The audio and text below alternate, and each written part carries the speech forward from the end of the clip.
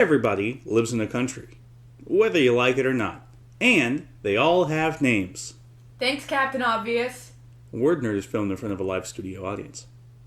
But where do those names come from? I'm going to start by telling you about two nations that ought to hate each other. Norway and Australia. Norway is from the Old English Norbweg, which means the northern way, like the way you go when you go north.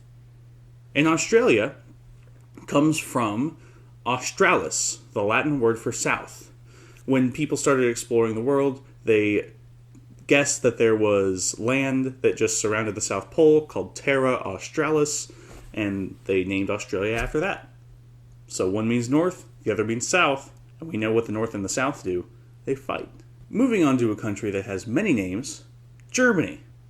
Germany, the English term for the nation, comes from the Latin Germani, which was a word that was used to describe people across the Rhine. It's kind of disputed where that came from. Deutschland, which is what they call themselves, comes from the Proto-Germanic Theodisk, which means the people, so it's just the land of people, the land of the people. The French call them Alemania, and there's other nations and languages that call them that, but that comes from the Latin Almanii, which is also disputed, but some say it means a group of men. The Russians call them Nemitsky, which is my personal favorite because it comes from the Proto-Slavic Nems, which means mute. Basically, the Russians call the Germans no speakies. And finally, what the Finns call them, Saksa. Saksa comes from the Latin Saksa, which means stones, which I think has something to do with the weapons they were using to fight the Romans, but it also became the name of the Saxon tribe, like Anglo-Saxon, and that's what the Finns came to know that land of, the land of the Saxons.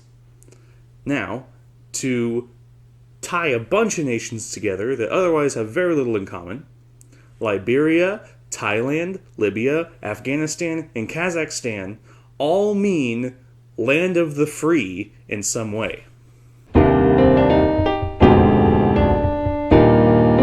But what about the freest land of all? America.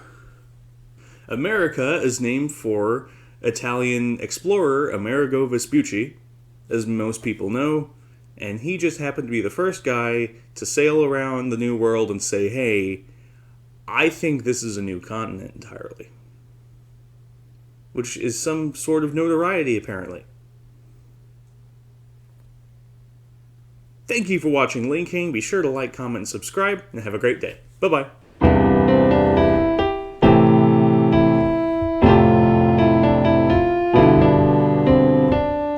Oh, sorry. Lane King, take 3.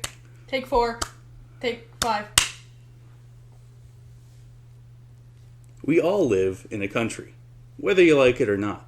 And they all have names. I'm too busy thinking about that episode of SpongeBob when he loses his name tag and Patrick keeps forgetting to say hi to him.